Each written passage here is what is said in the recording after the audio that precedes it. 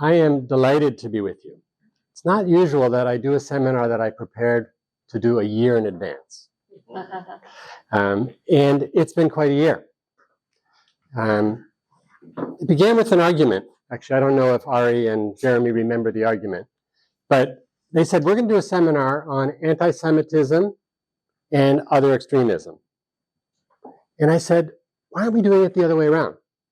Extremism and anti-Semitism and racism, and why not package this in the bigger picture and then get to the smaller issue that's of most import to our community? And they said two reasons. One is that we're a Jewish organization, so it makes sense for us to say what is important to us. And the other reason is it's not paid much attention to these days. Right? This was in the late summer, early fall. Then October 7th happened, and the results and reverberations around the world and in this country, and now all of a sudden we remember that anti-Semitism is a pretty big dynamic. But I should say about Ari and Jeremy, despite the fact that I argued with them, they still invited me to do this. Maybe especially, because we engaged our conflict well. We didn't necessarily agree with each other, but we listened and I think respected where each was coming from. So knowing that I was doing this with you was actually very helpful for me, because one of the things that I peddle is hope. I have to, right? My main conflict has been Jerusalem as a case study and as a practice. I spent about 15 years there, and most of my academic career focusing on Jerusalem. And, as Kevin said, for those of us who are believers, Abraham's story and Jerusalem itself is the fulcrum, is the vortex. And if you live and work and watch about Jerusalem, it's often very hard to be hopeful. So I have to keep hope. I have to somehow fight despair and keep the sense of possibility going. And knowing that I was going to meet with you guys throughout this year, and then coming to watch my close colleague and friend Bernie work with you last month, and your engagement with it continued to give me a sense of possibility. So thank you. Thank you also for being part of the American dream. Right? The American dream, the America the beautiful, America a nation of nations. Right? That's our legacy. America diverse as we are. Right? Every shape and size and color and religion and creed and belief, we're here, you're here. And that's what makes America great. Right now, it doesn't feel like that. It feels like it's binary. Us versus them, good versus bad, right versus wrong, black versus white, Jew versus Muslim. We have all these binaries. And that's not America the Great. So as Kevin was saying, the possibility of you helping America and the world build a new trajectory is a thing of hope. And that notion of trajectory, I taught it at UC, the education program, CECH, I'm forgetting, Education, Criminal Justice, and Human Services. I taught there for 3 years. I was a consultant to Larry Johnson. He was the dean. And he said to me, I really can define your leadership in one sentence. Leadership is about creating the trajectory. That's it. And then the people we work with hopefully are inspired and engaged to help us get there. So I really resonated with Kevin's thought, invitation, admonition, hope that you are trajectory builders, because we need trajectory builders. One of the best metaphors I know about America is the metaphor that Horace Kallen, the son of a rabbi and a social scientist at Harvard in the early 20s, defined America. He's the one who, by the way, came up with the notion of cultural pluralism. And he defined America and cultural pluralism as a symphony. As a symphony. Each section of a symphony orchestra is essential. Each individual in that section is essential. You don't have each individual, then you don't have a section. You don't have the horns. You don't have the violins because you need each individual to give it its depth and breadth and beauty. But if you only have one section, you don't have an orchestra. You only have trombones. So you need all the sections. And then you need your conductor to help bring these sections together.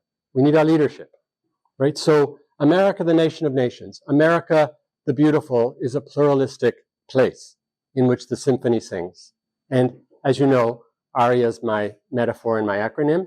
Music is my muse and inspiration. So this notion of a symphony is really what I continue to aspire for, work for, and have hope for. And we're a threat. We're a threat, I don't know, certainly in my lifetime more than ever before, in terms of, here's one binary I actually do believe in. And the binary is liberalism versus illiberalism. Liberalism, which includes and protects that symphony of America, that pluralism that's at our core and at our depth. And the opposite, the illiberalism, which says, you know, there's some that are better than others. There's some that deserve more than others. And that's un-American, I think. And that's the battle we're in. Not only in America, all over the place. So we're in a battle. Liberalism is a 150-year experiment. Illiberalism has a couple thousand years on us. So we got a lot of work to do. So thank you all. Thank you all for who you are, for what you're doing, for being in this seminar, and for the trajectories you're building into a better future.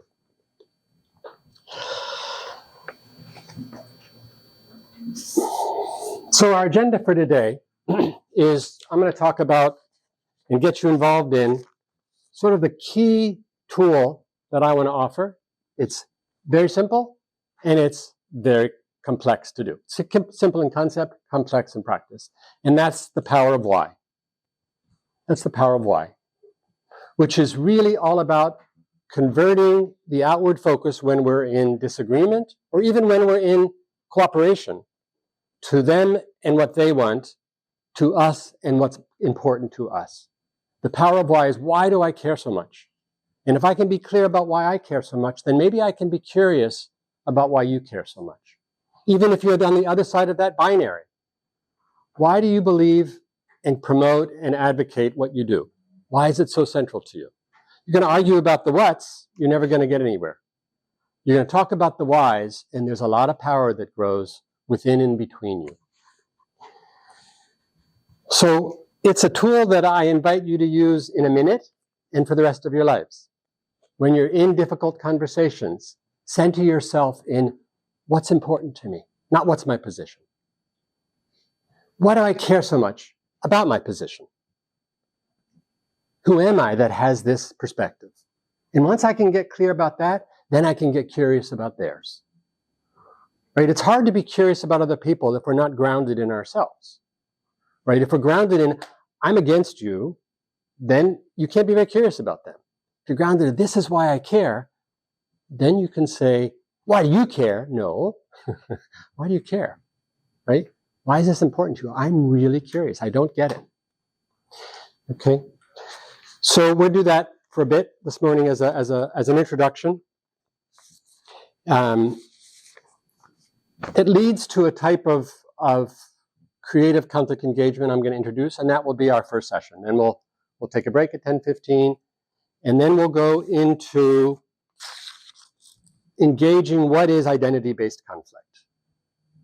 How do we understand it? Hopefully many or most or all of you listened to the podcast where I gave this terminology. And hopefully you have a couple questions. So that'll be the morning session. We'll again do some interactive stuff. We'll show some films, keep you awake, I hope. Then we'll have our lunch, and then it's dangerous to come back after lunch. And I won't talk much. So I'll make you do the work, and you won't be able to fall asleep therefore, because you'll be in groups of 4 or 5, working on what's next. Most of you were able to fill out the data, the visioning question, which, by the way, is the exact same question I've used 250 times around the world, most importantly in Cincinnati in 2000 after the riots. We'll talk about that. That what, why, and how. And the idea is the why really shapes our how. Right? Oftentimes in planning, in envisioning, in problem solving, we say, what's the problem now? How do I solve it? What's my goal? Now, how do I implement it? The power of why says, slow down. What's important here? What's my goal? What's my vision? What's my problem? Why? Why?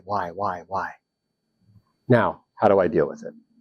Right? So we're just slowing down our practice to get really rooted in what matters. And that'll be the afternoon. Then we'll look back a little bit. Some seminar wrap up and evaluation. I think I turn that back over to Sarah, and that'll be it. Okay. Any questions, comments, concerns? The door's still there. Okay. So what I would like you to do is an exercise in the power of why, as a way to ground yourselves here today. Aiden, why don't you pass out the rest of the surveys? Did you get everybody? Great, thank you. Okay, does anybody not get your survey back who filled one out? Okay, so what I want you to do is take a look at your survey and look at your why responses. If you answered one goal for the future, you have one why response. If you answered two, you have two or three. And when you look at your why responses, see if there's a single word that jumps out of you, a positive word, an aspirational word. If your words happen to all be negative, which is possible, I want to overcome hatred, then you'll convert that word into your positive, I call it a passion point, what you aspire to. All right, so you're looking for your one-word passion point that comes out of your visioning document. Okay? Everyone got that? Everybody, this is Aiden Westmoreland. She is my intern from Antioch College. As you may know, Antioch and the University of Cincinnati were the two universities in the world that first did co-op jobs. I think University of Cincinnati was first in the engineering department, and then Antioch embedded it as its main purpose, which is merging theory and practice. I'm an Antiochian. My father taught at Antioch. I've left America and Yellow Springs 4 times, and I've come back to Yellow Springs in America 4 times. I love the place. I love Antioch. Antioch's struggling, but it still has amazing students like Aiden, who's on a co-op job with me. So let's go around. Your name and your word. Caitlin, community. Community. Forgive any spelling errors. Okay. Yes. And go fast. Yep. Okay. Responsibility. Responsibility. Actually, write it in a line next to each other. Right. Yeah. That's right. Wow, you're nice. Nobody's seeing it. Okay. Frank. C. C. To C. To C. Lovely. C. Responsibility. C. See? Yeah. And put one more on the left. Far on the left. Okay. Matt. Building. Or Matthew. Either one. Building. Okay. Great. New line. Parents. Harmony. Harmony. Beautiful. Eric. Together. Wonderful. Jeremy. Inspiration. Matthew. Should have chosen more 3-letter words for her. Commitment. Yeah. Commitment. Beautiful. Okay. Tim. Belonging. Belonging. A little bit lower. A little bit lower. I need you right underneath it. Right. Go down one step. Just right a little bit lower. Yeah. There we go. Yeah. Sorry. Tim. Belonging. She got it. Harold. Understanding. Understanding. Robert.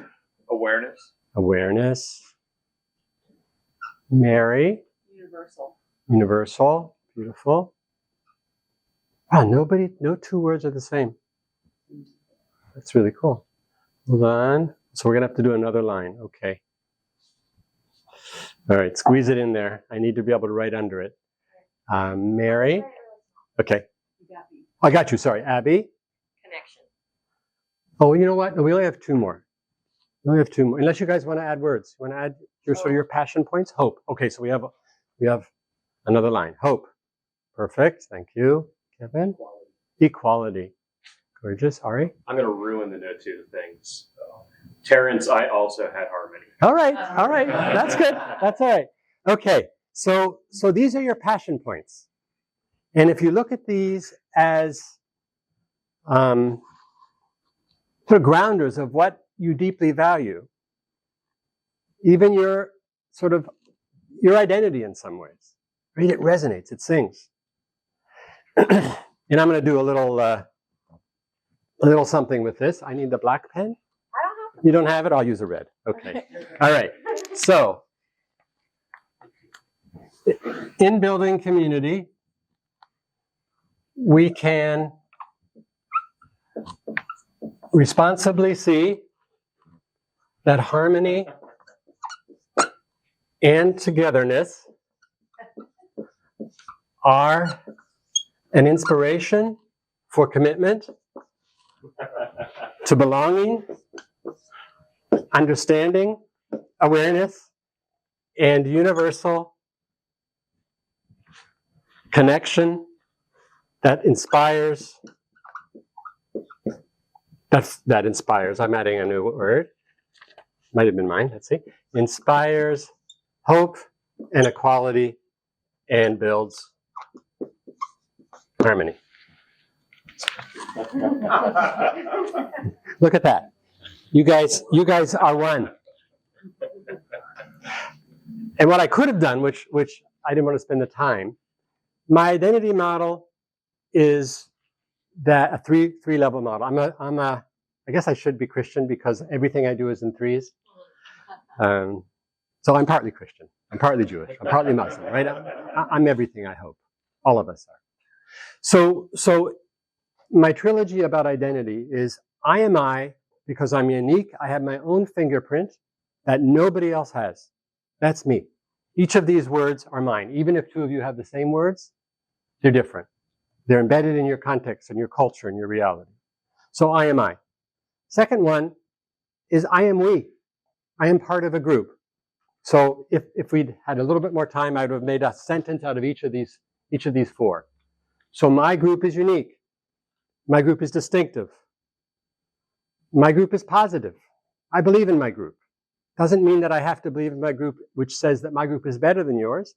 But for me, my group is better for me. So I am I because I'm part of some identity group. So I'm like some others. Right? First, I'm like no others. I'm only me. Next identity is I'm like some others. I'm part of a group. I'm the group of left-handed people. I'm the group of bald people. There we go. Thank you, Matthew. I'm the group of Jews. I'm the group of Muslims. I'm the group of Americans. Whatever it is. And of course, intersectionally, all of my groups have intersections with other groups. But still, I am I because I'm something distinctive. And then finally, I am I because I am a human being. And therefore, I'm like all others. I am like no others. I'm like some others. I'm like all others. And that's what we could do this. This one we did, I'm like some others. This group of leaders in light. Okay. So, Aiden, let's bring up the PowerPoint. Hopefully this will all work out. I'll start. Okay, it's okay. You can just work on it while I start the story. So, 2024, the last time I was in this, the first and only time I was in this building, that's not true. I came once after. The first time I was in this building, I believe was 2004, 2005.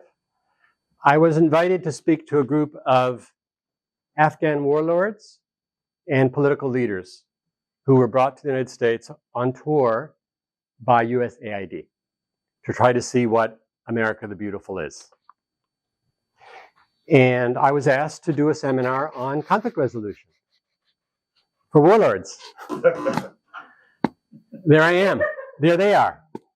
I look a little younger than I did then. I look a little bit nervous, which I was, particularly because I was about to tell them a story. And I was thinking about this story I was going to tell them. Thinking, gosh, do I really want to tell them this story? But I did it anyway. And I don't know how many of you have given presentations when you have two parts going on. I'm telling the story, I'm present. Shoot, what am I doing telling this story? Does anyone get it? How am I going to get got by what I'm telling?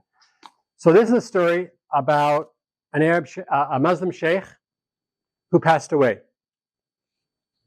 And he, in his will, had given his 17 camels to his 3 sons.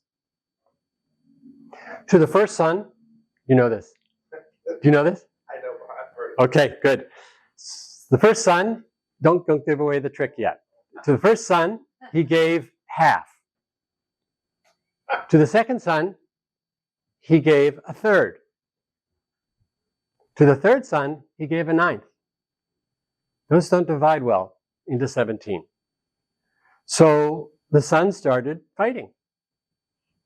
I'm the oldest, I'll decide. I'm the youngest, I only get a ninth. Maybe we should adapt this and change this. So they began to argue. And, after their father's death, this was very unseemly.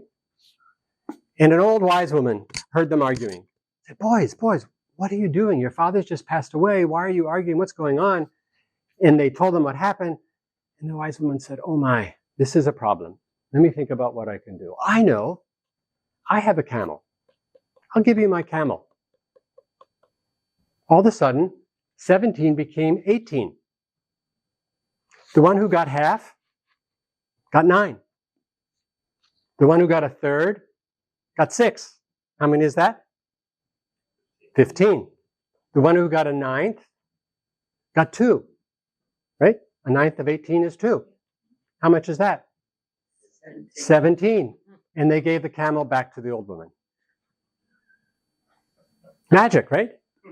It's not magic. It's called integrative problem solving. You all know the nine dots exercise? Let me show it quickly. Oh, did you take a picture of this? You didn't? But I did not think of it. You didn't. So, you know what? I'm just going to describe it. There's 9 dots. We'll do this. You can do this at home. We'll do this during the break. And what it says is connect these 9 dots with one line. And there's only one way to do it. Who knows the trick? How do you do it? You got to go out of the box. That's where the phrase go out of the box comes from, that exercise. So in order to get those 9 dots, you have to go way out of the box. You have to come back up. You got to go over and over. And then one line, you don't take the paper off the pen off the paper, connects all of them. So it's the same idea about integrative problem solving. You go out of the box. The box is we have 17 camels. What are we going to do? Well, there's 3 types of solutions in the world. There is domination. I win, you lose. That's power. Power over. There is compromise. We both lose. Now, if we're both losing a little bit of real estate or a little bit of income or a little bit of resources, okay, compromise is fine. If we're both maybe giving up a little bit of our priorities or our goals or our agendas or our purposes, just a little bit. If we're giving them up a little bit, compromise is also okay. But if we're giving up our identity, I have to give up part of who I am and what I care about most deeply, I'll fight. I might even be willing to die. What did Martin Luther King say? If you're not willing to die for something, you don't really believe in it. So the things we really believe in, we can't compromise on. So if we can't compromise, then do we have to fight? No. We have to go out of the box. We have to find integrative solutions. And the one that this story tells about is called expansion. Right? You seem to have a limited resource, but you expand the pie. You expand what you have. You take 17 camels and you make them 18. And then you solve the problem. Another type is called differentiation. Some people get this, some people get that, because they have different priorities, different preferences. So you have to figure out what's important to each of us. And once we really figure out what's important, it's quite often possible that everybody can get what they really want. And the last one is called compensation, right? So here's what happened after I told that story. They were quiet. They didn't laugh. They didn't help me get the answer. One of them sat up and he said, that story doesn't make any sense. No? Why not? He said, a sheikh would never do that to his sons. He would never set them up for conflict. He would have sold the camels and distributed the money. I said, what a great solution, right? That was a a differentiation, right? Because I don't know, or expansion. I'm not sure which one it is, but anyway, he had a different solution. So I had a little bit of a twinge of an identity conflict with him. Not a big one, but you know, using a story with camels and a sheikh in front of them was probably stupid, and I could have changed it. I didn't. But I'll tell you, it set us up for the next conflict that happened. The next conflict that happened is we then went to Xavier, and we went to a center for international affairs. I forget what it was called. It was a beautiful center and a beautiful leader, and boy, did he mess up. So it was a seminar about the future of Afghanistan, which, as you know, has had a long and brutal story, and everybody that's tried to intervene has failed. The Soviet Union was undermined by Afghanistan. America was undermined by Afghanistan. But this very wise man, I'm happily forget his name, he said to them, I've been analyzing your conflict, and I'm thinking, oh gosh, don't say what you're going to say now. And this is what I think is going to happen. I think you're going to break up into regions. They gasped as one, and they stood up, one after the other, and they walked out of the room, except for two guys. I think two of the guys with the turbans over there. They're their leaders. And they looked at him. They also stood up, and they glared at him. They glared at the rest of us. He said, do you know what you just did? He said, I insulted you. He said, yes. You know how you insulted us? You told us who we are. You told us who we're going to be. That's for no one to do. This is us in our life and our identities. We brought down the Soviet Union. We'll bring down you. And they walked out.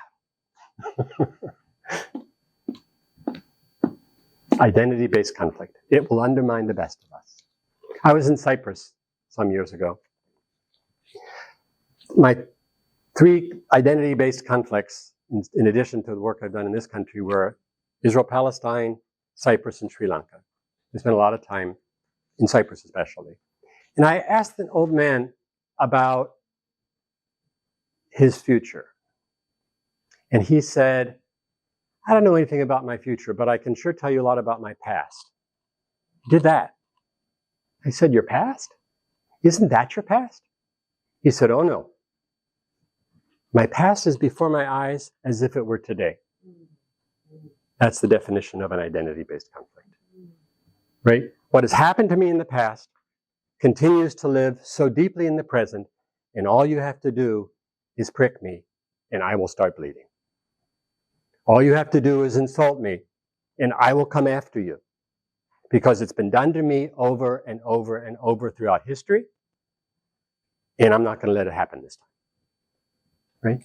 So it's the deepest of stuff, these identity-based conflicts. They need different treatments. They need different identity analyses. And if not, they undermine us, and that's what's happening here, there, and everywhere. But the power of why is here to help us. Whether it's identity-based conflict, or as we're going to work on this afternoon, identity-based cooperation. When I come at a future through what matters to me. Just as when I come at the past with what matters to me. And I make it explicit, and I make it part of how I articulate myself and my purposes, how I articulate my hurts and my wounds, and then hopefully get your help in making sure the future is different. Yeah. All right, so you're going to move in pairs. Is it okay just to turn to the person next to you, or? Yeah, because you're pretty much randomly seated. Ari and I are going to illustrate this. Let's hand out the exercise. It's called, you all know about active listening, right? Active listening is when you quiet your own response. You try to be very present with the speaker. You don't give them advice. You don't tell them, oh yeah, I identify with that. You silence what all of us are always doing, which is preparing our response. It's hard. It's hard. Resonant listening and congruent sending is harder. It's the deeper level of dialogue, inspired by Martin Buber, who's in many ways my inspiration for a lot of my work. He was a German Jewish philosopher, talked about dialogue and encounter as spiritual acts. And resonant listening and congruent sending come from this complex notion of reflexivity, which is really core to my work. My work is in the vernacular, it's called resonance. In the academic, it's called reflexivity. Reflexivity is when I talked about this in the podcast, so maybe some of you are familiar with this language or familiar with it outside of here, is when I see myself seeing you and I see you seeing me. So it's this interactive loop, right? Reflection is I see me in a mirror. Reflexivity is I'm looking at a window as it's getting to be dusk and I see my eyes seeing out, right? So it's this constant feedback loop. And one of the places where this feedback loop is really powerful is around why I care and why you care. And if we can have this dialogue interacting around why I care and why you care, then our care bucket gets bigger, right? Why I care, why you care is an unlimited resource. What we do with it, all right, there might be some negotiating and bargaining we have to do, but the ultimate who I am and what I care about at the deepest sense of self, that's unlimited. So if we have this, what we call resonant listening and congruent sending, then we're expanding our why. So I asked Ari to do this with me. And the way we're going to do it is the way I'm going to ask you to do it. And not much more than 7 minutes. So time us. Do we have time to do 10 minutes? Maybe we do. Yeah, we do. 10 minutes. But we're only going to do 5 minutes, so cut us off. So whoever goes first says, this is my passion word, and here's a story. I'm going to ask Ari to go first. Here's a story that helps you see why this why is so important to me. It's a story, it's an anecdote, it's not a description. You know, you might have to have a sentence of description, but it's a story that I can enter into with Ari. When he tells me, what's your word, Ari? Harmony. Harmony. So, beautiful word, generic word, but it's a very deeply meaningful word to Ari. Why? What's the story that he can tell that I can deeply listen to? And while he tells his word, I'm going to use my word. I also filled out the survey. I had 4 of them that I wanted to choose from. Identity, cooperation, peace, or diversity. I'm going to use, I'm not going to tell him which I'm going to use. No, it's not fair. Yes, I am. Yes, I am. I'm going to use identity. So while he's talking about harmony, on the one hand, I'm going to be actively listening. But on the other hand, I'm going to be resonant listening. That is, in what way is his story about harmony resonating with my story about identity? And then when I tell my story about identity, he's going to listen to my story actively, but also, how is my story about identity resonating with his story about harmony? And then he's going to speak. And then we're going to have this feedback for a while. There's no goal. There's just a dialogue. The goal is to encounter each other. Okay? So it's often hard to do this. We often do it with facilitators. That is, we gather folks in groups of 5 or 7, and we have each of them tell their why story. We have a facilitator helping them, and usually the first person to do it does it wrong. What's wrong? They spend a lot of time describing their word. We want to get quickly to a story. And a good story is when the listener or the viewer can enter into it and say, I can go there with you. I can feel it emotionally. I can feel it somatically in my body. All right? And, you know, no one's being tested, and this is a first effort. But that's the invitation to, I told you I went to Antioch, Aiden's at Antioch, theory and practice. So I'm going to do this all day with you. We're going to talk about something, and then we're going to try it out. So we can try to embed these concepts into practices. So don't worry if you don't get it right. Just have fun with it. First, we're going to try. So you two are, you're on the spot. Don't worry about getting it right, but see if you can find a nice story for me about harmony. We made a point of not rehearsing Didn't this rehearse. because I wanted it to be authentic. Right. So we'll see how well I Yes, do. and give him 2 minutes at most, and then let him know to pass it on. I'm actually going to tell two pieces of a story, or two stories and merge them together. I grew up in a very, very Jewish household. Both of my parents are rabbis. I went to Jewish day school, Jewish summer camp, lots of Jewish. And I really loved that about my upbringing. And I also found it to be a little monotonous. When it came time for me to decide where I wanted to go next, choosing a college, I actually chose to go to a Catholic university, very intentionally, because I wanted to go someplace that would respect somebody of a religious background, but have a lot of different types of voices that I wasn't accustomed to hearing. And what I found was that in that experience, I became dramatically more aware of who I was as a Jewish person and what my identity meant in this world. I wasn't trying to use your word there, incidentally. And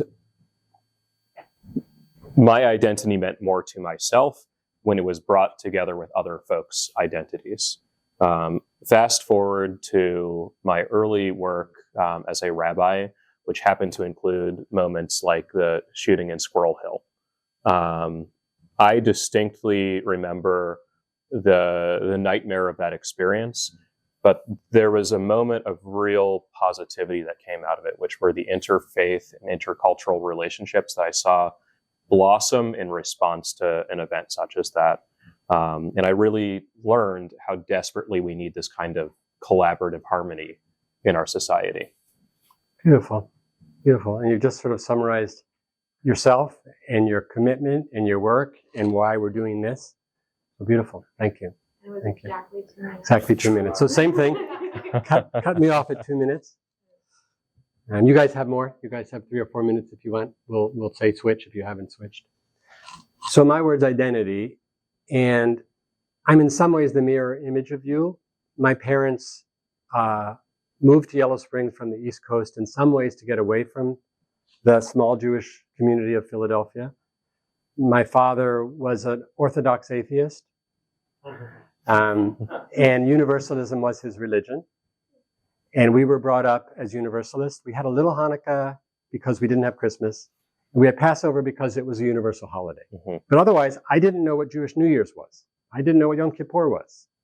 What I always say is part of the reason I later in life came to Judaism is my parents didn't send me to Sunday school and then have bacon when we came home. We just had bacon. So there was no contradiction. And I felt fine about Judaism when later in life I discovered it. And this identity for me became core, but it also became a great contradiction because it was no longer universalist. And specifically, I connected with Israel, and then Israel was in confrontation with another. So through its identity, it was in a conflict. And that was what my father said. Universalism is the answer to our world's problems. And now I was believing in my identity. So I found my way to pluralism. I found my way to pluralism, music as harmony. And I resonate with your story, even though in some ways it's the mirror image, but it's some ways also my story. So thank you. Ought I to reflect back then? Mm-hmm. I find it, I really respect sounds like your father had this passion for universalism. I really respect that passion that he had because I think it's driving toward this same central location, which is how can we live together more peacefully with our neighbors and prevent identity, which is important, from driving us apart. Yeah. And I think that's what we all struggle with all the time. Yeah. And my father was a big civil rights activist. He was the head of the NAACP chapter. And I found out later, after I was appointed to be the mediator of the federal judge in Cincinnati, that he had testified in Cincinnati in the late 50s for the need for desegregation of schools. So his universalism also very much applied to the American dilemma.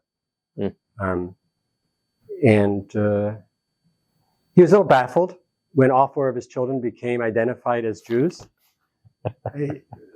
especially his oldest son, who became an ultra-Orthodox, ultra-conservative rabbi. I was more in his arena, so he got me a little bit better. But yeah. All right, I think you got it. You know, we have a lovely phrase in the Talmud, which is there's two ways to get to a goal. The short, long way or the long, short way. We like the long, short way. And this is the long, short way. Take your time, get to know yourself and each other, and then things just open up. How many of you have been here? A couple. So a place in which traditional and non-traditional Jews of all types come and pray, put notes in the wall. I remember when I first went, age 17, it didn't mean anything to me, but I had friends at the yeshiva that I went to who said to me, if it doesn't mean anything for you, imagine that your grandfather had been able to come here. What would it have meant to him? So I did, and therefore it became instantly very personally relevant and meaningful.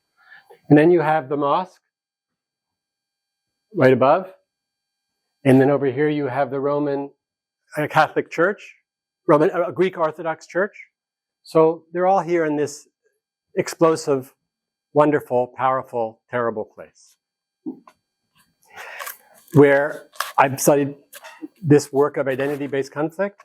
And when I'm not there working in Jerusalem, I'm here. And here could be a school board. And the issues on the school board, they're not killing each other, usually, or at least not yet, but they are undermining each other. They are delegitimizing each other. They are certainly not resonant listening or congruent sending. So the same principles of practice apply. So for the next half hour or so, 45 minutes, I want to talk about sort of the theory and practice of identity-based conflict. I'd love to get your questions, if you have any, from this morning or from listening to the podcast or anything that came up. Just jump in. At the end of what I talk about, I will open it up, but just jump in anytime. So, as you heard from Bernie last time, and as you know, conflict is inevitable. It's not a question of whether we're going to have it or not. We are. It's not even a question of whether it's good or bad. It is. And then the question is, what do we do with it? And the first thing that I say we have to do with it is go slow to go fast. The most common thing to do with it is to flight or fight, right? That's our biologically conditioned response: flight, fight, or freeze. But if we go slow to go fast, that means we see our response and then we stop it. And we ask ourselves reflexively, why do I want to flee? Why do I want to fight? Is that the right thing to do? Is that constructive? Is that going to get me what I want? Is that going to make things get better? Sometimes the answer is flight is smart. Sometimes the answer is fight is smart. So how am I going to fight? How am I going to flee? But more often than not, the answer is let's figure out how to engage. And so ARIA is really about how do we slow down and figure out, first of all, what's going on. Imagine for a moment that we are on a big ship, a really big ship. In fact, let's call it the Titanic. And we're heading toward an iceberg, which I think we might be, right? This war in Israel and Gaza is going on and on and on. It's not a giant leap to the next world war there. The war in Russia and Ukraine is going on and on and on. I don't think that leads us to a World War III, but a nuclear weapon would. We're not that far. The elections in November. Civil war? Who knows? Anyway, we are on a Titanic. We're heading for it. So how to be hopeful? First of all, get to our analytical selves and be diagnostic. So not all conflicts are this deep identity conflict. Not all conflicts are the bottom of the iceberg that sunk the Titanic, right? The bottom of the iceberg that sinks the Titanic are identities. Identities that are threatened or frustrated, for which people are willing to fight and die, and yell and scream and not listen to each other and try to undermine the other side. Those are the identity-based conflicts. Those are the ones that sunk the Titanic. We go up a level from the identities, and we have goals, and we have objectives, and we have priorities, and we have purposes, much more tangible. And I call these objective-based or goal-based problems. If the Titanic hits the goal-based problem, it might be able to keep going. It probably wouldn't sink. It's not deep enough. So what do we do with a goal-based problem? We try to figure out how to solve them. That we can do. We'll come back to what we do with identity-based conflicts in a minute. But these goal-based problems are the most common ones. And there we just have to be proactive and engaged in figuring out what you want and why, and what I want and why, and is there a place where we can both get what we want and how. And at the very top of the iceberg, where you can see it, you have resources. Who gets what, why, and how? The definition of politics. Real estate, money, things that are tangible, dividable. And so, again, if the Titanic hits that, it'll knock off the top, but it won't sink. And for us to be able to address these disputes, I call resource disputes goal problems and identity conflicts.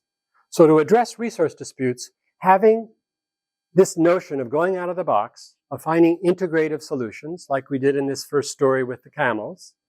How can I expand the pie? How can I differentiate what you want from what I want? Right? So we be proactive, we be creative, we be engaged. That can help us settle these resource disputes. When it comes to the goal-based problems, how do we solve those? We figure out what all of us need and we adapt to each other to widen the circle of inclusion of possibility. When we get to identity conflicts, I don't think we solve them. I think we engage them full-heartedly. We listen with deep resonance and congruence in our sending, and we reduce the space of antagonism, but it's not gone. You get any two people, and you're going to have radical difference, right? You get any two groups, and that radical difference is going to be hardened, particularly when there's, say, opposition about resources or different priorities around goals. Then the identity differences are also going to raise up high. And our first job is to make these differences discussable without trying to solve them, right? Just the holding space of saying, we are different, we have different backgrounds, different contexts, different priorities, different religions. That's true. Let's figure those out. We don't have to change each other on those. Let's just try to get to the place where we can accept, by definition, we are radically different. Any two people, any two groups, any two entities. So that's the starting place. And to try to solve an identity conflict is probably to ask for problems. In fact, that's what I want us to do. I want us to ask for problems. We can engage each other on the identity groups so we can solve problems together. We can't solve our identity-based conflicts. We can engage them more or less creatively, right? That's sort of the whole principle here. And how do we engage identity-based conflicts? Through resonance, through trying to understand deeply what matters to me and what matters to you. And then how we can find a space for what we really care about, like safety, can be met. And one of the tragic truisms of the Israeli-Palestinian conflict is the more the Israelis feel unsafe, the more they diminish the sense of control and recognition of the Palestinians. The more the Palestinians feel like they have no control or the recognition of their identity is decimated, the more they will make Israelis unsafe. It is a vicious cycle. Safety actually is not a limited resource. The more safe one side feels, the more the other side can become safe, depending on how we frame it. Right? So safety can actually become a goal. But first there has to be this very bottom place which says, I am feeling unsafe. Actually, let me tell you a story. One of the mediations I did some years ago was sort of paradigmatic, almost too classic, between a very large black man and a very small white woman. They had been executives in an organization. They were on a company picnic. He might have had a little bit too much to drink. He might have said something to her that she took exception with, and she wanted to talk with him. And when she talked to him, she insulted him. So he wouldn't talk with her. So she went to the officer of the company and said, I might have to file a sexual discrimination case because he's not talking with me. So the officer went to him and said, you need to talk with her because she's going to file this against you. And he said, if she does that, I'm going to file racial discrimination against her. The president called me and said, I don't know what to do. I don't know how to handle this. It's getting worse. It's blowing up. We're in big trouble. Could you mediate? I have no idea, but I'm happy to talk with them. So I call her and say, I've been asked to mediate. Would you be willing to? She said, please. That's all I've been trying to do. So yes, please. I call him and he said, are you kidding? No, I didn't do anything. I'm being blamed for stuff. This is a setup. I don't want to mediate. But now I'm in trouble because the president had asked you to mediate and now you're going to tell him that I'm not willing to mediate? So he said, I'm stuck. So you're not stuck. I said, I'm analyzing the situation. I'm trying to understand what it's about. And I'm going to go back to the president. I'm going to say, I can't do this. And I'm not going to say why. Just, I can't do this. So you won't be blamed. I promise you. Would you be willing to meet with me? So when I meet with people, before I meet with people, they fill out a survey. I get my data. And I ask them to diagnose themselves what's going on, what they think matters to them. I ask them if they can try to take perspective of the other side. What do you think matters to the other side? And that gives me a lot of information. If they can do it, then great. I'm getting lots of perspectives. If they can't do it, I'm getting lots of information. So he fills it out. I talk with him. He develops some confidence that maybe this is going to be constructive. He's certainly confident that it's going to be private and confidential and that he's not going to be blamed at any point in the process. So he agrees. We sit down together, and I've diagnosed this 100% as an identity-based conflict. I mean, both the classic issues of a white woman and a black man, both the organizational issues of the way they've been pitted against each other, all sorts of dynamics that are just waiting to explode, have exploded, and they're only going to get worse. So I open it up and I say, we go through an ARIA process, as I've explained to you. And that means we first bring out the antagonism. We don't let it stay under the table and try to smooth things over, because we're not actually trying to solve anything yet. We're just trying to get it here so we can make some decisions about what to do with it. So I said, so who wants to start? He said, I do. He said, she doesn't know who she picked on. In fact, I can't stand this woman. And she says to her, he doesn't know who he picked on. And I said, wow, I've often had antagonistic conversations, right, with Israelis and Palestinians, but it's never started in the first second. And it kept going. It kept going, believe it or not, for 4 hours. 4 hours. They had a long history with each other. 4 hours of acrimony and antagonism. And remember what Bernie talked about? One of the main things that conflict resolution people forget and need to do is stay with conflict, right? Because many conflict resolution people go into our field because they want to get rid of conflict. It's a bad thing. But Bernie and I are of the mind that we have to engage conflict by staying with it. So you have to have the fortitude to be able to stay in that fire. You have some ground rules. Don't get out of your seats. Neither of you can leave unilaterally. In fact, I have a primary rule at first, which is once you start this process, you have to commit to staying through resonance, right? ARIA is antagonism, resonance, invention, and action. So I say, if you don't want to stay, if you don't make a promise to me to stay through resonance, then we're going to stop right now. We're not going to start. Because once I open up antagonism, I promise you, it's going to get worse than you can imagine. As long as you stay through resonance, it will get better. I can promise you that too. Almost. Can't promise. But I can do my best to help make sure it does happen. Almost. You guys have some agency here too. So if you're willing and ready, we're going to close the door and you can't leave. You need a break? Fine. You need to you need to talk with me privately? Fine. But you can't leave. So we start, and they start trading barbs, and it's exhausting, and I'm not sure that I can do anything with this. And I say, okay, now, and this is a device I've used in every identity-based conflict. I say, how are we doing? What do you think they say? Horrible. And then they turn the blame on me. You promised us something constructive. This isn't constructive. This is destructive. Even I told them it would be. They don't remember that. You're making this worse. You don't know what you're doing. Say, actually, I do. And the question is whether you want to do something different or not. If you do, I can help you. Oh yeah, we're going to do something different. Anything. I said, really? You really want to do something different? Okay. Then we're going to put a boundary now around antagonism. And we're going to move into resonance. What's resonance? Resonance is what you guys all experience. I'm going to ask you to talk about yourselves.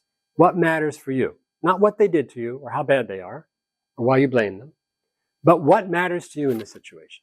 You want to do that? Yeah, sure, we'll do that. Actually, we took a break, came back the next day, and I said, okay, I didn't sleep much that night. I said, I don't know that they're going to be able to do this. What am I going to do when they can't?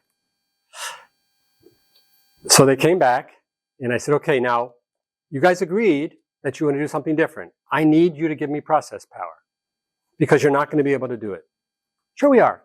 I said, no, you're not. Because one person's going to say something, and you're going to hear it as an insult, and then you're going to go back to the blame, and then we're going to go right back to antagonism. No, we won't. I said, yes, you will.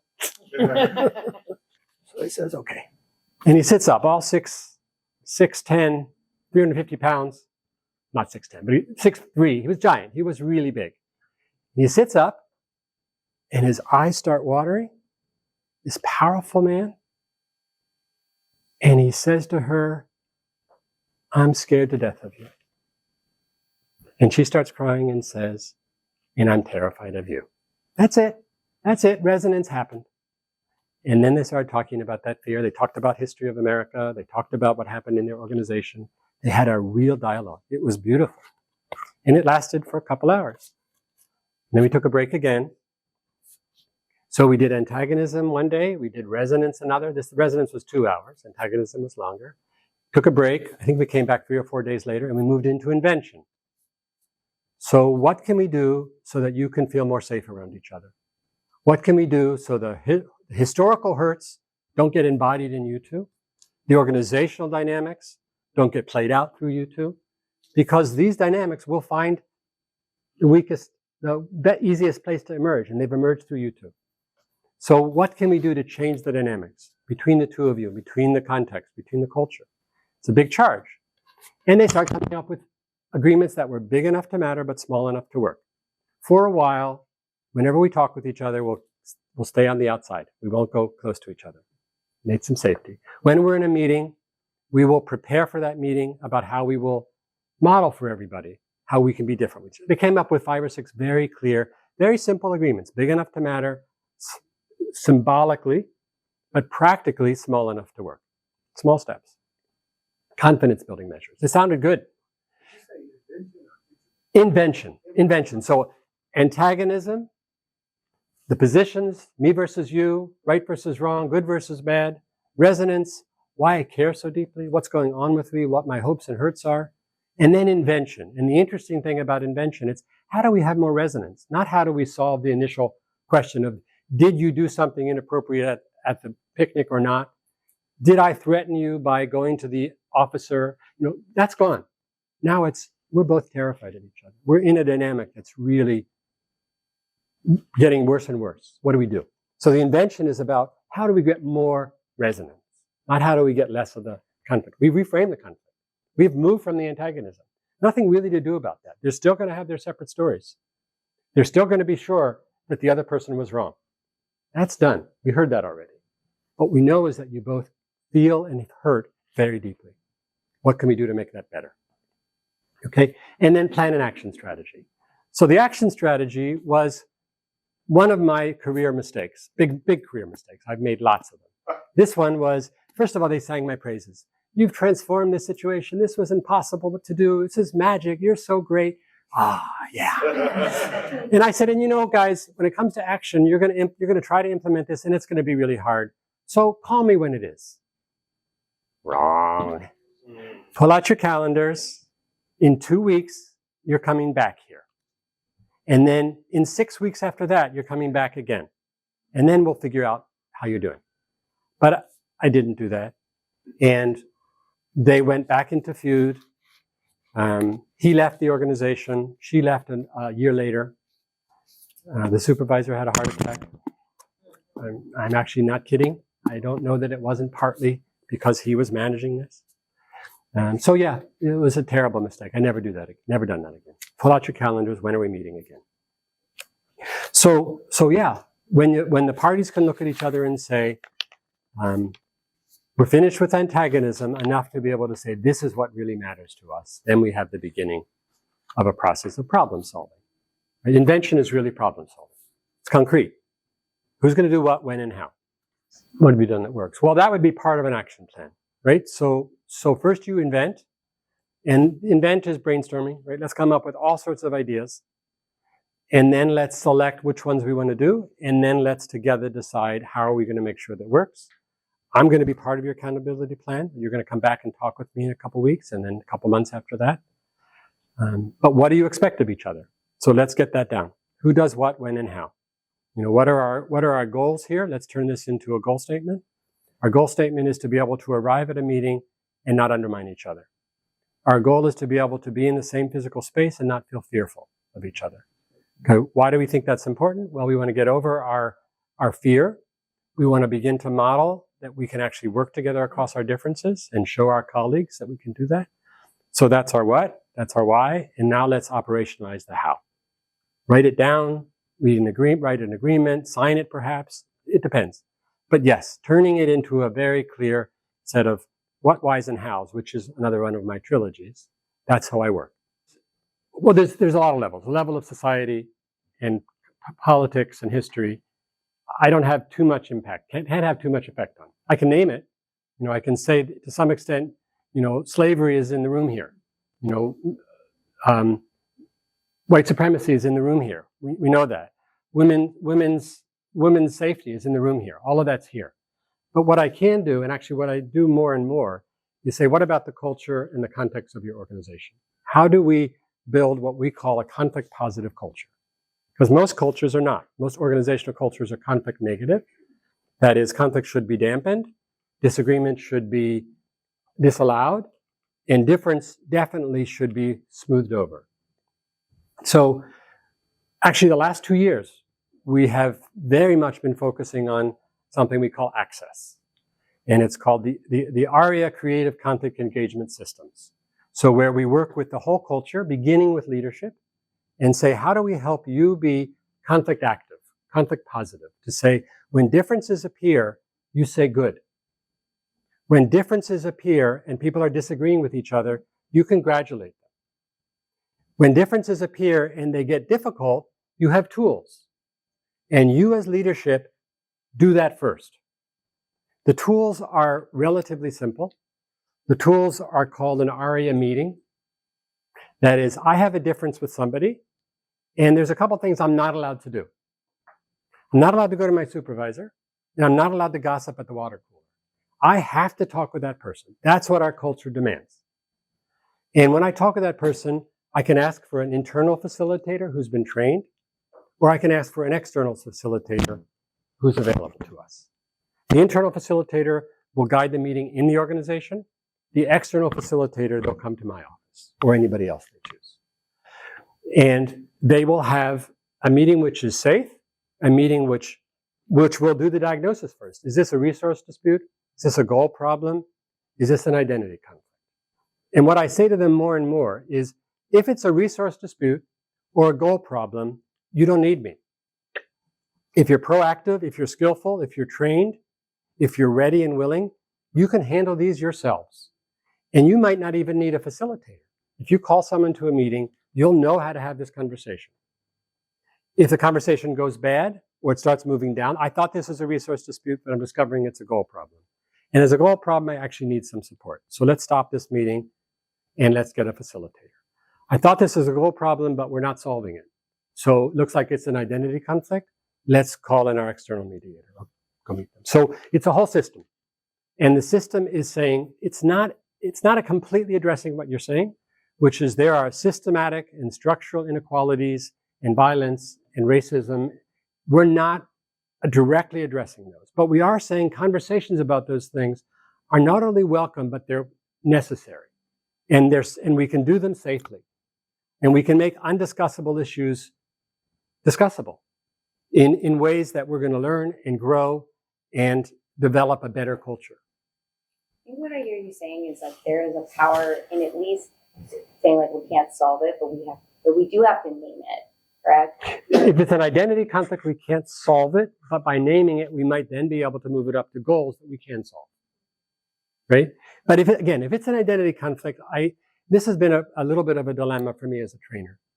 I say to people, here's our ARIA model. If you have an identity conflict, you probably can't do it yourself. You need an outside, very highly trained third party. If it's a goal problem or a resource dispute, which most of them are, you can do this yourself. And if you do it proactively and effectively, it won't move down to an identity conflict. And you'll need outsiders less and less. And you'll be more capable and more effective at building this conflict positive culture. But, you know, one of the things that I will now say no to any organization that wants me is if leaders are not willing to do this first, the leadership team from the CEO in the C-suite, wherever, if they're not willing to go through this process themselves and say to their staff, we've done this, we get it, we've adapted it to our culture, we like it, we're now going to ask you to join us in this. I won't do it. Because oftentimes we as consultants or mediators are brought in to quiet the masses, right? So they have to buy it, they have to own it, they have to advocate it, and that's many times it has where it's gone south. I had one hospital I was working with, the CEO loved it, half of his executive suite loved it, the HR manager didn't, and it died. So I distinguish between identity politics and identity-based conflict. The former is bad, the latter can be good. Right? Identity politics is when that's not even cynical, political leaders use divisions to support their election, their power. And they drive wedges between identity groups in order to promote their own interest and agenda. And that's what we have all over the world. Bad identity politics. So we're looking forward to engaging these radical differences. We don't look forward to solving them because we can't. That's a scary thing to say, right? But it's also a promising thing to say. If we can engage these radical differences fairly, safely, effectively, then we will benefit from it. If we don't, we will suffer from it. Now, the first one we don't really know because we don't have much experience of engaging radical differences where it leads to something constructive. So we fight, or we freeze. So yes, I'd say the precondition though, before inviting me in, is for leadership to be aware, is for leadership to be educated that these things are going to happen, we're going to name them, and we don't have to be victims of reality. We can be agents. So that's why I think it's not necessarily idealism, I think it's realism. This is my teacher of international relations is where I got all of this. And he was always called an idealist. And he said, yeah, I'm the idealist. Which theory is leading us to global annihilation? I have a theory that says all of us, this is international relations theorist. Just tell you about him for a second. His name was John Burton. He was an Australian diplomat, ambassador to Ceylon, which became Sri Lanka in 1948. As it was becoming a state, he began to rue his role as an agent of state policy because he saw that Sri Lanka was being set up in which the minority and majority would have an forever war. He quit and he went back to academia and he created a new theory of international relations. And the theory of international relations, Caitlin, is basically where I get my idea of beginning from the bottom up. He said all of international relations is really about creating a place where every individual can feel that their needs are met and satisfied, not threatened and frustrated. The needs for safety, the needs for recognition, the needs for dignity, the needs for well-being, the needs for identity, the needs for meaning, did I say that?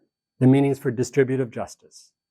And he did his research and he said, these are universal. These are not culturally specific. Every culture, every individual in the world needs these needs. They're not hierarchical, like Maslow would say. First you get your physiological needs, then you get your self-actualization needs. We need all of them. We need to be self-actualized and we need to have food. So he built a whole theory of international relations, and I took that theory and I adapted it to intergroup relations. So yeah, and he was called an idealist. I think he was a realist. So when you mediate, you need to get into the skin of your parties. And what's the first way to get into your skin of your parties? What's the exercise we did this morning? Resonant listening. So when my party gets really mad or feels really victimized, find that place in you where you really were angry or really were victimized and identify with them. Although, what you also have to do is know where your bias is and make decisions about it. Is your bias going to be useful? In this case, I called your bias out right away, which was I'm not sure if I did actually, but you had a bias about these two parties. But more important than your bias there was your role defense, right? And the reason that internal people can't mediate identity-based conflicts is not only because they're not trained, it's also because they have a positionality that determines how they're seen and how they operate. So I also have it, but I'm really trained to be disciplined about my bias and to use it. So I'm not neutral ever, but I am disciplined. So I'm starting to feel sympathy for one party over the other. I might say to myself, great, that's a good sympathy. This person has much too much power and is being a bully. And so I'm going to support this person because I feel bad for them and it's going to be useful. It's not only I feel bad for them and I support them, it's going to be useful for the process. It's going to be useful for healing, right? So yeah, I think that's another, maybe when you're facilitating interest-based disputes to get settlement, or maybe when you're even facilitating goal-based problems to get a solution, maybe you need to try to be as neutral and detached as possible. But when you're facilitating identity-based conflicts, know who you are, know what you believe, make a decision about whether it's useful or not. We're going to move into identity-based cooperation. So the common core is resonance. The common core is the power of why. And so sometimes when I do this work, it gets framed and forged from antagonism, as in Cincinnati. Other times when I do this work, it gets framed as aspiration, just vision, as in Cincinnati. So let me tell you a quick story about how the work in Cincinnati started. I'm going to show you a couple films, and then we're going to have you break into work groups. We took your data about ideas for projects, and we grouped them into areas. And hopefully you're going to see one of the 5 areas that we created, and you're going to say, yes, I'd like to at least do some action planning around how we would build this out. Potentially, I'd be happy to even be involved in this group, but you don't necessarily have to make that commitment. As of today, this is one of the groups I'd like to help operationalize. So that's where we're heading. But first, I want to bring this back to identity-based cooperation. So we do the 2 things. Identity-based cooperation when there's been a painful past, when antagonism over identities has been surfaced, and then we build resonance, invention, and action. But other times when folks say, we want a new future. So it's a visioning process. And the difference from this visioning process from strategic planning, for example, is most strategic planning processes are what I call the short, long way. What do I want and how am I going to get there? The long, short way is what do I want? Why do I want it? Why do I want it? Why do you want it? Why do we want it? How do we get there? Okay, so that's really the main principle here. But how do I say that Cincinnati was both an identity-based conflict and a collaborative visioning process?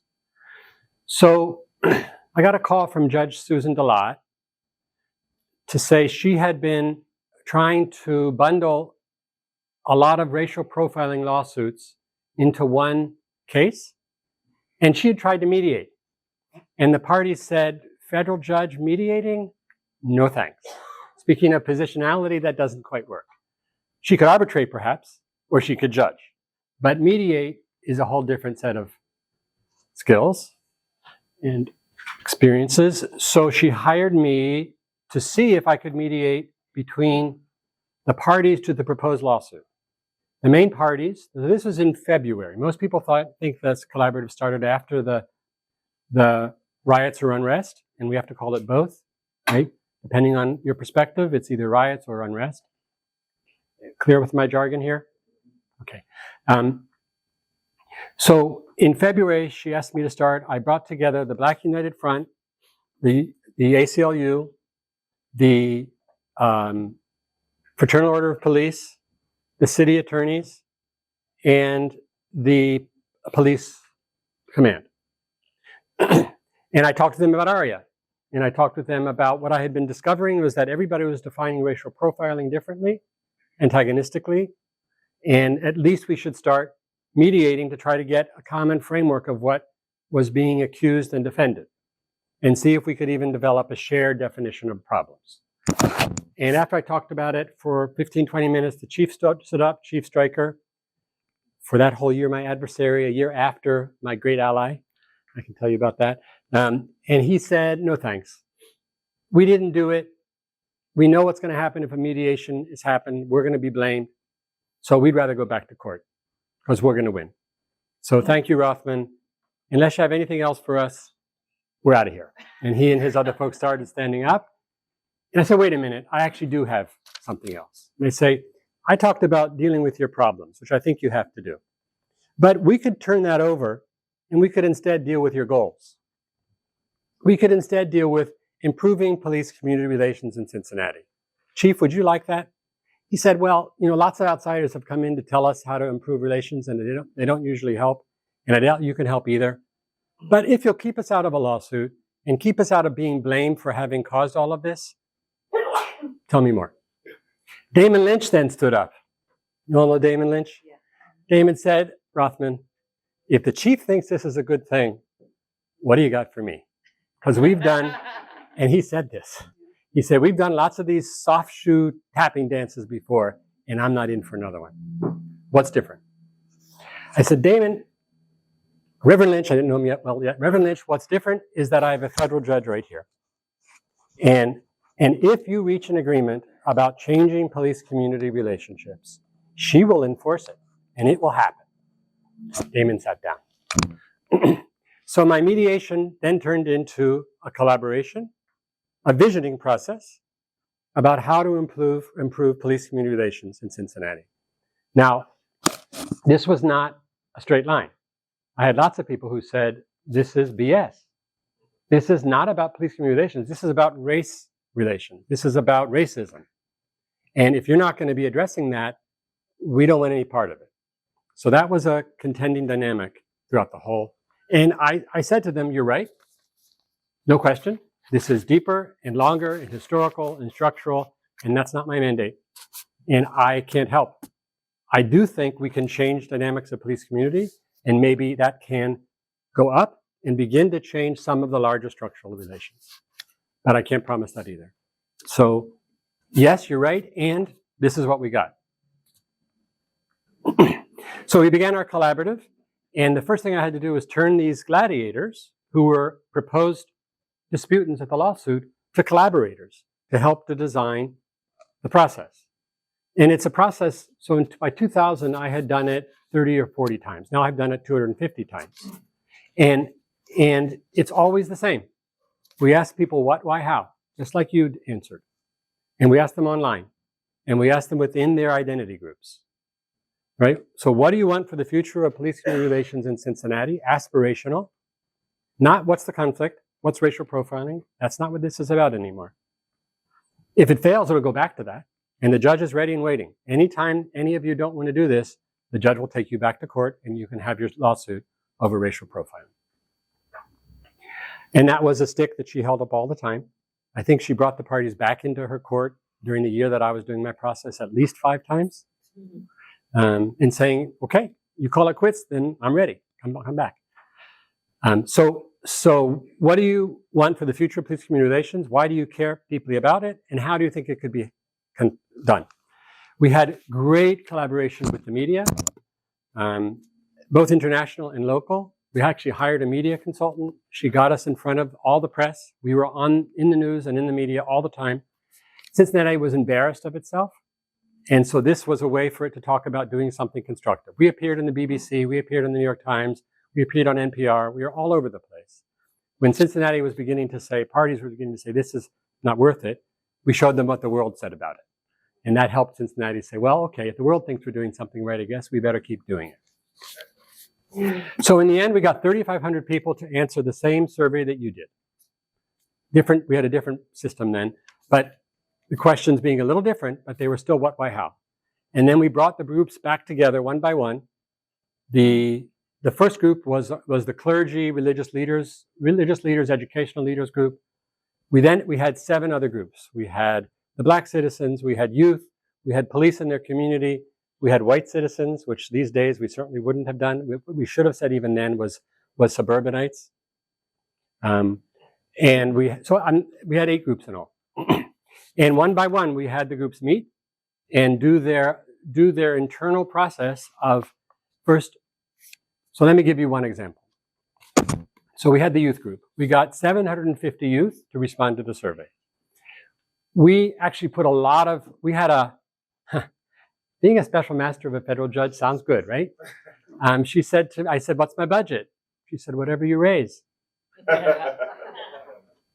So we raised $400,000 and we spent $75,000 on the youth. We hired some of their peers to interview them. So we had 3 ways people could answer the survey. They could do a hard copy survey. They were given to churches and synagogues and youth groups, and they could go online, which was the best for us, quickest, but they could be interviewed. The youth was the only one that we actually did outreach to interview. Now, I remember training some of these kids. To be honest, which is really weird, the kids that we hired were part of a pest control company. They didn't know anything about interviewing. They were just worked in work. So I brought them in and I said, okay, you guys are going to go to your peers and you're going to ask them their what, why, hows. And let's role play it. So you're looking for goals that are aspirational. So I'm going to ask you, what are your goals? And you're going to say, and he said to me, police go to hell. I said, well, I understand that goal. And why do you want that goal? Because they've hurt us and they're killing us and we don't trust them. And how do you want that to happen? I don't care. Just get out of town. I said, all right, so that's your goal. That's a wasted goal. You know why? Because the police have to agree to it. Just like when the police have goals, you have to agree to it. All 8 groups, everybody who answers has to agree to each other's goals. So no one's going to agree to your goal. So you can waste it if you want. Or you could have another goal. What would that goal be? The police have to stop hurting us. All right, they might accept that. The police have to begin to respect us. Okay, they'll probably accept that. So we train these guys how to go to their peers and help them give aspirational answers. And we got those from 3,500 Cincinnatians, partly because the media put it on the front page of the Inquirer and it was in the radios. And then we met group by group throughout the 9 months. And then each group reached its internal consensus, which were 3 to 5 goals. And then we bridged the consensus across the consensus.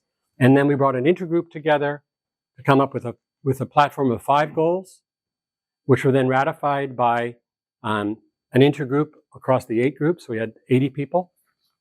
And then it went back to the court for I'm forgetting my language.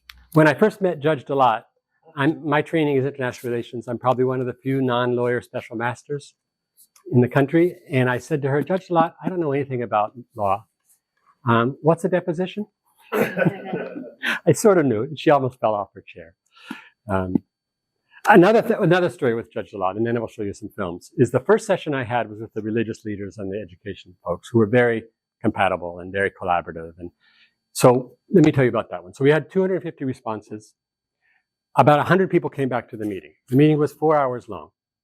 We set the 100, let's say 100 people into groups of 10. We gave them back their data like we gave to you. We then said to them, tell your why stories. Tell each other your whys. You'll have an hour for that.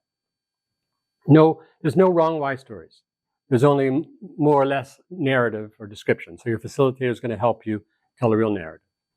Then after you tell your why stories, one of you are going to go into the middle, into the fishbowl. We have taken all of your 250 goals and we've done a snowball analysis, cluster analysis, and we've bridged them down to 3 or 4 goals, which seems to happen. We also got your goals into 5 goals. Whether it's 20 people or 2,000 people, there seem to be 3 to 5 goals. And so they'd sit in the middle and they'd then do wordsmithing, after which they'd come up with their platform of what they agreed, these 10 people, consulting with their other group members, to be the platform of the religious education leaders of Cincinnati. So these 10 people represent the 100 people in the room, represent the 250 people who responded to the survey, represent all religious and education leaders. That's the idea of this, right? So we do this group by group. Judge Lott was sitting in the back of this first session. And as I was working on the wordsmithing, which is tedious, she put her hand in her head like this, and she was going like this, a little distracting. At the end, I went up to her and said, Judge Lott, we succeeded. It was a good start. We reached consensus. What was wrong? She said, I was thinking about this in my courtroom, wordsmithing about things that were kind of obvious, that they wanted to have greater respect and cooperation with each other. In my courtroom, never. I said, right, that's why you hired me. This is what we do in the community. We help people have conversation about what's meaningful to them, and we help them reach agreement about their priorities and their agenda, and then we hopefully build consensus across the groups. So we're doing fine. She reflected on that later. She said, this was slow and tedious, and I wanted to get to it, but I realized that we had to go from the bottom up. So just to make the link between identity-based conflict and identity-based cooperation, right? They're both A's. Aspiration and antagonism or aspiration. The problem with aspiration, it doesn't have the passion that antagonism has. So we couldn't really get traction. We built this process. The gladiators continued to be gladiators instead of really a collaborative design team until Timothy Thomas was killed. And then Cincinnati blew up. The world, I don't know if you know that London put a travel ban on Cincinnati. Cincinnati was embarrassed. We're a nice town. We don't do this.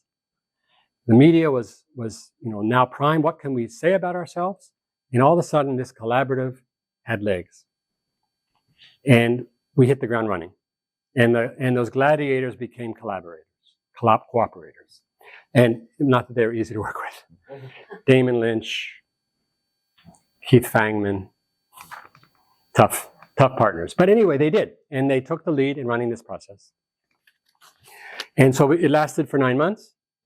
And in the end, with lots of bumps and bruises, we reached consensus, went back to the federal court. And here was one of the failed successes of a very successful process. The federal court said to us, thank you for your input. Rothman, thank you for your service. We'll take it from here. And so to some extent, the community didn't know, still doesn't know, how much they set the agenda for what I think, you'll tell me if you agree or disagree at some point, now or later, I think it changed the trajectory of policing in Cincinnati. I think it changed some of the dynamics. I know for a fact, whether this was a direct correlation or not, Cincinnati had its first Black police chief.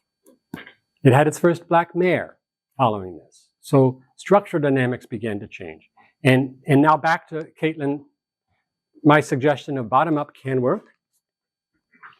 It can work if there is a complex systems approach of top-down, a federal judge with power to implement and maintain, a community with voice to truly set an agenda, and then institutions like the police department, and I'm afraid somewhat failed, but the ideal was great, the Police Community Partnering Center that was set up. And by the way that was set up is an interesting side story, is we were in negotiations in the federal court about how they're going to turn these 5 principles of the agreement, transform Cincinnati policing to police community community problem-oriented policing, CPOP. That was the most important of all of them.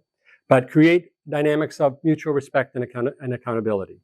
Change police hiring practices. Create new dynamics of respect and understanding of policing. The fifth one, I'm forgetting right now, but 5 points. So we then had a very protracted negotiation in which it was now turned into a federal court document, actually 50 pages long by the time it was ended. At one point, there was an argument between Keith Fangman and the DOJ negotiator, because they came in also now. And the argument was, Keith said, if we agree to this agreement, we're going to be held accountable. What's going to hold the community accountable to changing our policing from enforcement policing to cooperative policing, community partnering policing, community problem-solving policing, problem-oriented policing, CPOP, community problem-oriented policing, right? And the DOJ said, you're right, you got a dilemma. You're professionals, you have scrutiny on you, you have accountability measures. How are we going to do this for the community? So that was where the Community Police Partnering Center was created. Anybody heard of it? Yes. Yeah. And it was a brilliant idea, I think, and it got a budget. Very quick, another anecdote. Before we started this whole thing, we had to go to City Hall to get the approval of the City Council. And we had a guy named Heimlich. His father probably experimented a little bit too often with his Heimlich move. He was against it in all ways. This collaborative was going to be bad for Cincinnati. He said to me, Rothman, you want to do a nice community project? Go for it. But asking us for our money and our commitment, we're elected. We're not going to support this. I had a $100,000 promissory note from a foundation if the city council would match it. So that was 200 of my 400. It wasn't working until the Archbishop came up and he said, this is something that is divinely inspired, this collaborative, and you must support it. Yeah, it's pretty intense. So in the end, they supported it 5-3. Sorry, 3-2. But it was an uphill battle every way. Why did I tell you this story? Except for that it's fun, but there was a reason. Can someone help me with my train of thought? Oh well, sorry, it's a good story. But there was a reason. I might find it again. How to get leadership committed, right? How to get leadership committed, how to exert pressure, a national foundation with money, an archbishop with moral authority, an argument. Actually, I had a head-on with Heimlich where I said, you know, what you're talking about is representative democracy. And yes, you have been voted and elected to try to do something about this, and we're here to help through a process called participatory democracy, which is collaborative with representative democracy. So it's not oppositional. We're not wanting to do this against you. We're wanting to do this with you. Anyway, so we did it. So let's now show you a couple films. And the first film I want to show you, before we have you now do a parallel of aspirational ARIA, which I'm going to show it to you soon. You'll get your goals and you'll move into groups and hopefully working even up into action plans. But the first film I want to show you was done by a group called Search for Common Ground. They are one of the largest conflict resolution organizations in the world. And they wanted to profile what we did in Cincinnati. And they said to me, we want to meet with leaders, top-down leaders of the collaborative of Cincinnati, who are influential in helping you reach your agreement. So name who they should be and tell me 5 key words that you have, what I call passion points, right? What you guys found. And so these are actually I gave them 7. Voice. This was about giving voice to Cincinnatians to set the agenda. And I still remember the youth session. This young black woman, I think she was about 17, was interviewed by TV. And so I saw what she said. And she said they said, why are you here? Why are you at this meeting? And she started crying. And she said, I'm here because what has been happening for many years. You think it's because of the riots, but all of this has been happening most of my life, all of my life that I'm conscious of. And that's no one wants to listen to me. No one wants to hear what I have to say. And now you're listening. And maybe you want to hear what I have to say. So voice, listening, respect, transition, equality, trust, and dialogue.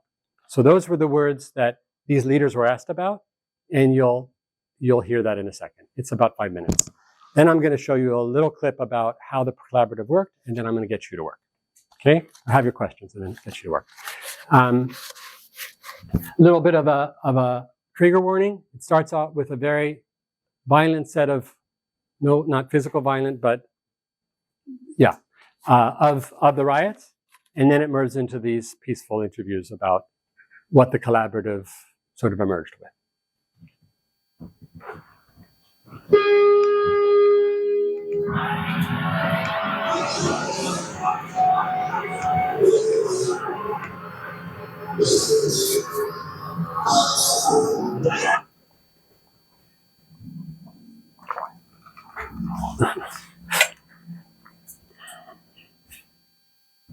Voice, having what I have to say be heard. My voice will be heard along with others and it will count. People expressing their passions, their desires, their hopes and dreams. I think we have voices that we need to use. We have voices that are gifts that can articulate problems. The recognition of my dignity and the realization that what I say means something. Listening is being able to see things from someone else's perspective and to feel from their perspective and to communicate that both of those things have happened. The ability to really listen to somebody presupposes that they're a human being for you, that they really come. Taking the other person's point of view and actually integrating it into what you think. That's a real art. Being able to subordinate one's own urge to be heard and to listen to another point of view. What everybody wants to have, and very few people want to give. Listening and assuming that the other person's ideas are valid as your own. Even though we may look different, even though our pigmentation might be different, I respect you and your views. Respect. You are a precious person because you're a human being. I'm a precious person because I'm a human being. Respect is the recognition of that person. Transition is the process of change, and it is one of the most difficult things that we face. Transition means moving from one condition to another condition. Hopefully from less favorable to favorable. That space between where we've been and where we're going, and it's probably the most uncomfortable and the one that people want to get through the path. Sustainable success, transition into a process that's going to get us way far away from where we are now. The changing of from where we were to where we want to be. Equality means we all have the same basic chances, the same basic opportunities. Equality doesn't mean we're all equally rich or equally intelligent or equally law-abiding, but it means that there is a common ground, a common foundation that we all have a right to stand on. Where everybody is has an equal chance and is treated with respect. Equality has to be an ultimate goal. Handsome, huh? Equality. Treating other people like you want to be treated. Giving people the opportunity to be what they can be. Trust will take time. Trust will come later in the process. Crucial. The most important thing that will dictate the success of this measure is trust. It means that people believe in each other, can look each other in the eye and say, this is what we're going to do, and that's what we're going to do. Trust, mutual respect, and reciprocity are the key lubricants of social capital, and social capital is really the way that people connect to each other and find ways together to make a difference in their community. So trust is the essential first ingredient of that relationship. Dialogue is a two-way street, a discussion. Some people think they're engaged in dialogue when all they're doing is talking. What's needed most of all, real dialogue, where people listen and aren't participating in parallel monologues, so to speak. You know, Listening to each other, of being able to understand the other person's point of view and being willing to share yours. Dialogue is the process by which folks listen through to understanding and come to common ground. History was made in April 2002 when representatives of the city of Cincinnati, its police officers, and its citizens signed an agreement forging a new era of cooperation between the police and the community. Lauded by U.S. Attorney General John Ashcroft as a model of reform, the presiding judge of the U.S. District Court, Susan DeLotte, called this document the best police reform agreement in the country. This unique journey began in March 2001 with the filing of a lawsuit against the city of Cincinnati and its police department, alleging racial profiling by the Cincinnati police. At the initiative of Judge DeLotte, who felt that a contentious and costly lawsuit would only make matters worse and would not address the core issues, discussions began for resolving the suit in an alternative way. In the midst of these discussions, the city of Cincinnati erupted in violence after the shooting of a young, unarmed African-American male by a white police officer. In May 2001, Judge DeLotte signed an order establishing the Cincinnati Police Community Relations Collaborative. Facilitated by mediators from a conflict resolution firm called the ARIA Group, Cincinnati embarked on a journey of collaboration and healing. Judge DeLotte understood that a traditional court battle would not effectively address the conflict, but would further polarize the parties to the lawsuit and increase the already heightened tensions between the community and the police. The judge's appointed special master, J. Rothman, president of the ARIA Group, also understood that in order for an alternative to traditional litigation to work effectively in this situation, it would have to provide an opportunity for broad and deep grassroots input from the citizens of Cincinnati themselves about their goals, values, and ideas for improving police-community relations. We are organizing the process in Cincinnati based on basically internal identity groups. So the people of color will be getting together. The police community, their police line officers and their families will be getting together. The city officials will be getting together. Different kinds of identity groups will be getting together and saying within their own groups, what do we care about here? What are our values here? What do we hope will happen in terms of the future of police-community relations? The collaborative process worked because it provided an opportunity for Cincinnatians to talk about their deep and passionate concerns and to translate that into concrete proposals for a lasting change in police-community relations. The collaborative process engaged the participation of more than 3,500 citizens from different segments of the community. This was done through a unique process called action evaluation, in which thousands of suggestions were merged into 5 goals for a safer city based on cooperation, respect, mutual trust, and accountability between citizens and police. These goals are: police officers and community members will become proactive partners in community problem solving. Build relationships of respect, cooperation, and trust within and between police and communities. Improve education, oversight, monitoring, hiring practices, and accountability of the Cincinnati Police Department. Ensure fair, equitable, and courteous treatment for all. Create methods to establish the public's understanding of police policies and procedures and recognition of exceptional service in an effort to foster support for the police. The themes and values embodied in these goals are expressed directly and indirectly throughout the collaborative agreement, which was signed by the parties in April 2002 and by the judge in August of that year. The legal settlement contains a specific set of plans, timelines, and budget for implementation and monitoring. At the same time, the city and the Justice Department reached a memorandum of agreement to improve police operations and establish policies and procedures in such areas as use of force, training, and discipline of officers. Both agreements will be linked and overseen by a single independent monitor for the next 5 years. In addition to the implementation of the legal agreements with judicial oversight, if this collaborative agreement is ultimately successful, perhaps its biggest impact will be in new problem-solving attitudes, relationships, and practices that take root.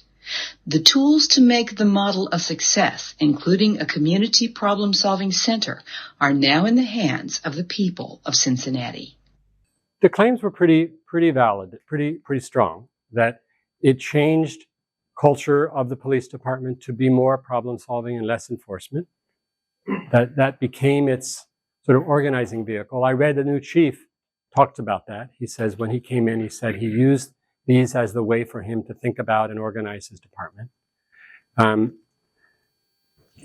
I said, I don't think the community really continued to be very involved or really know how much it was at the root of the changes. So that was a major failure. Talked about trust is going to be a major dynamic. It doesn't seem like that's changed that much. But from what I've looked at and what I've read, and I've written 4 academic articles about it. The last one, what I said is, at least for our field, what this experience has showed is that top-down, bottom-up, middle-out can work. It can work to change agendas. It can work to set a new trajectory. Whether that can be attributed to this or not, I'm not sure, but certainly correlation, if not causation, I think. But yes, I mean, do look at the studies. There have been a lot.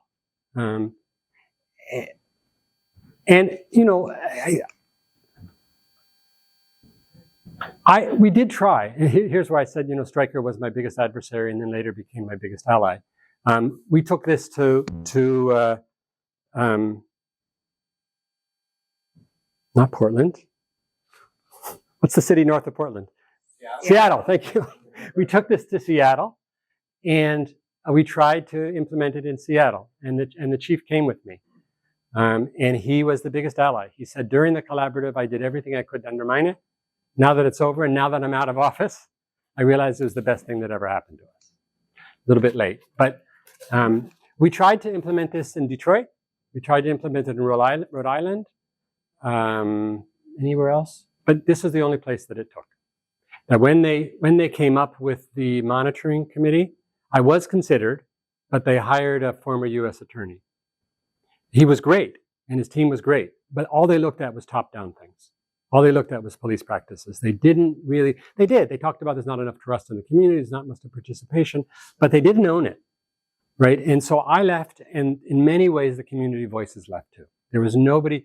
I tried to work with the partnering center to take over all the data and all the names and addresses. It didn't work, but that was a mistake.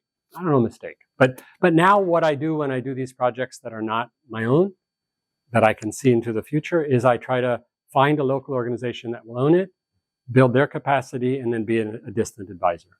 So, if the community voices had been really owned and maintained by the community, maybe the sense of ownership would have continued more. My best answer is we change culture. We change attitudes, and you can't really measure those. I guess you can measure attitudes, but there is something in the fabric that is different than it was before. And, maybe I'm wrong, but the idea that Cincinnati has now had how many black chiefs since then, and it never had any before? How many black mayors, and it never had any before? Did you? Did you? Oh, sorry. That's not always a meaningful. Okay, you're right. But it is an optics that seems to matter to me. That as a white and racist city, that it's now electing leaders that are black and of color matters. I think it's not enough, but it begins to be something. And where we failed and where it didn't reach the mark, that's clear. But where we did succeed and created something different, that is a story still not told enough, I think. Around the George Floyd situation and larger dynamic, there were a lot of Cincinnatians who were called into different places. I know Iris was. I think Damon was. I believe Stryker was. I wasn't in the business then. In fact, I think I was. I'd been asked to write a book about it. I didn't. I think I'm glad I didn't, because this was enough. But so anyway, I mostly just wanted to bring this back to you, and you guys will get the PowerPoints, so if you want to share them, so Cincinnati can at least remember that it did something. I wrote 4 articles. If anyone ever wants to see any of them, I got them. The first one said it failed. I said it failed. I said we lost the community doesn't trust it. It didn't succeed. The second one said, wait a minute, it's still going. Seems to have some legs. The third one said, there's a lot of lessons here, not only for Cincinnati, but for the rest of the world or country. And the fourth one said, conflict resolution field, learn from this. Top down, bottom up, middle out can work. We can create a new trajectory. We can begin to foster a different culture.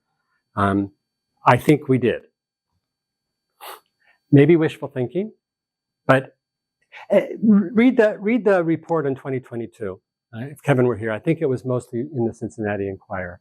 There they did some pretty interesting studies of how Cincinnati has changed, policing has changed. They didn't do much about how the community feels it's changed. And that's, I think, a big Achilles tendon here.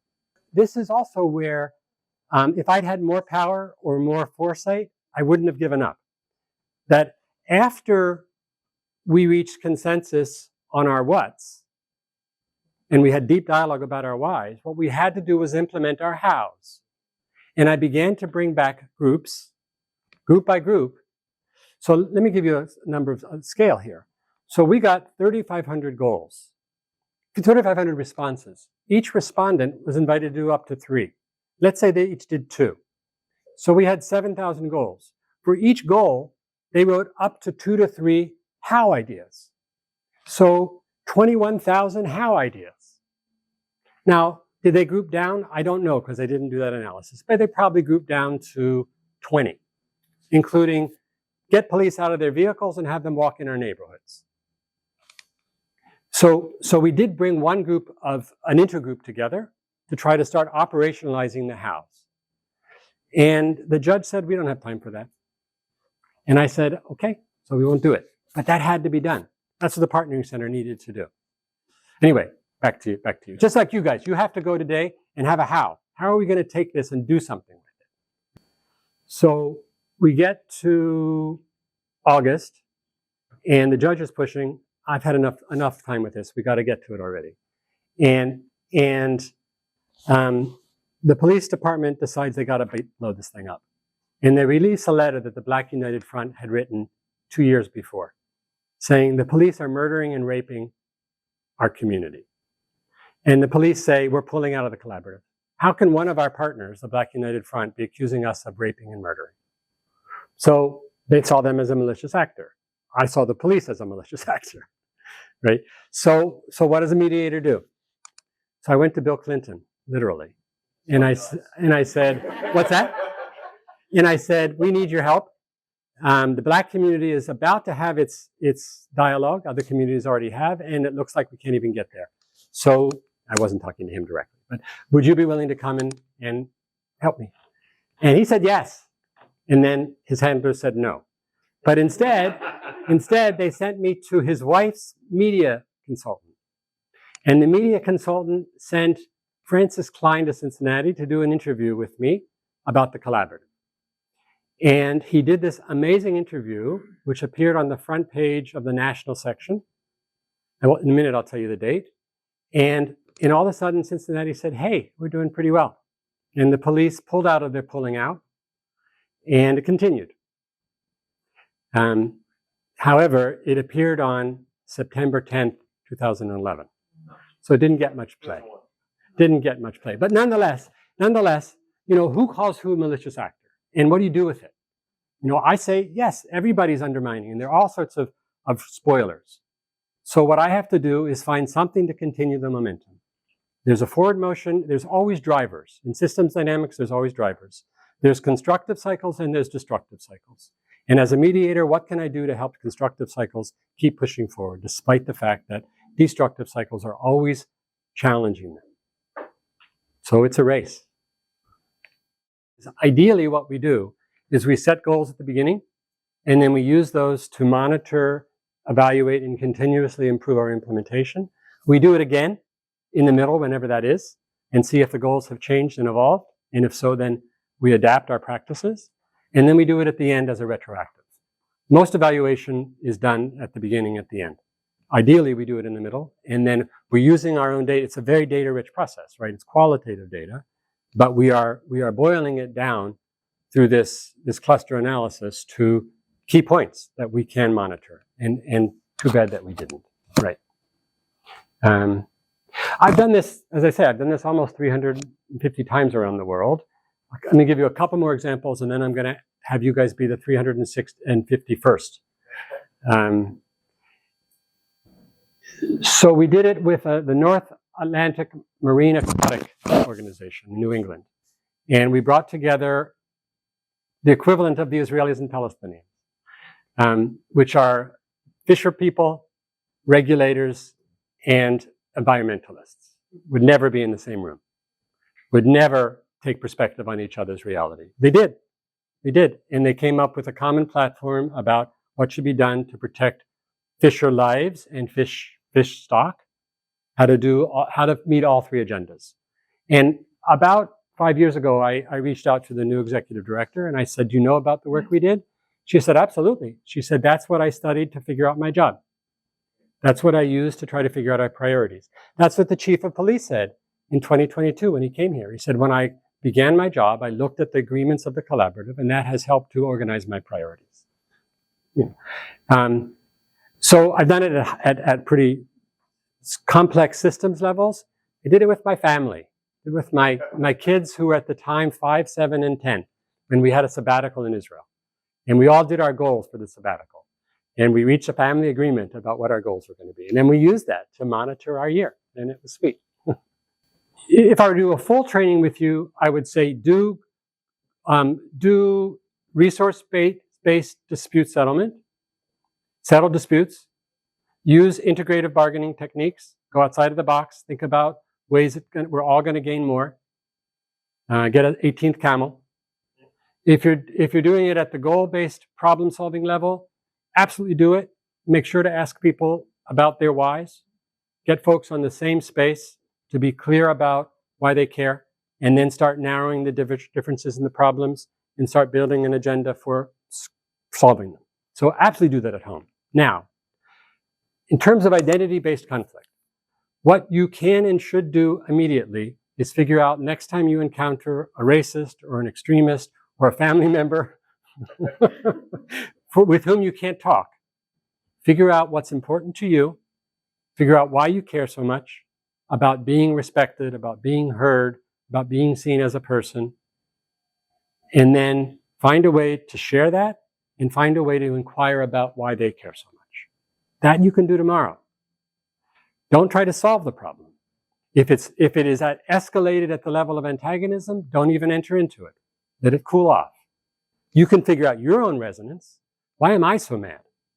But when they're really mad and you're really mad, that's not when you can ask that why question. But know that you can. If you need to encounter and engage in that antagonistic dialogue, don't do it. That's right. That's where you need a third party. But there's a lot for you to do without the third party. And that could be enough. I talked about people doing a solo, and actually we were going to do that exercise today. We didn't print it.